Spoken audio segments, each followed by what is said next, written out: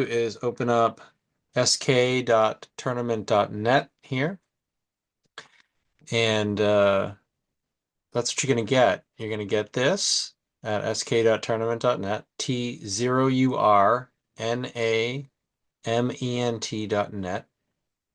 You're going to put in the title of the competition, and then for competitors, you can use the plus or the minus to adjust that. We start with 5, so you don't have to do too many taps. We're going to start with OSGN, the Ocean State Grand Nationals. That's coming up here in April. And when you're ready to go, you can start competition. So you're going to see here competitor 1, 2, 3, 4, and 5 in this case. You have the ability to use these drop downs for difficulty, form, and confidence.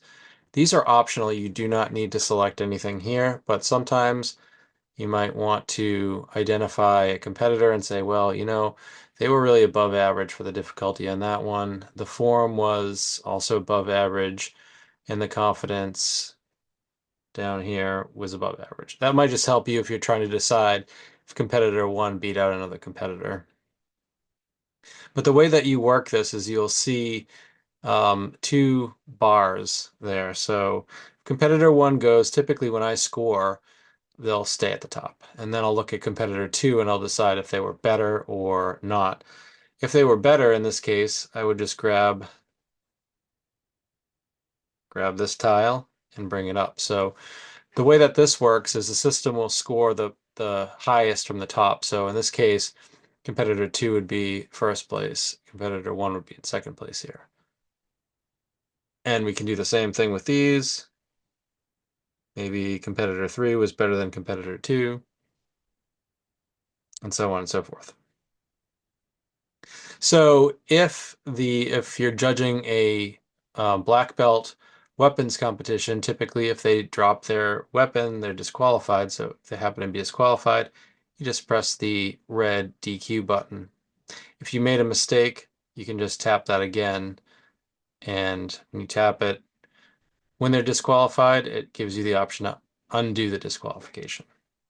So when you are done scoring, if this is the way that you want to score, at the top you click or tap the green finalize button and you say okay. So now at this point you turn your phone sideways,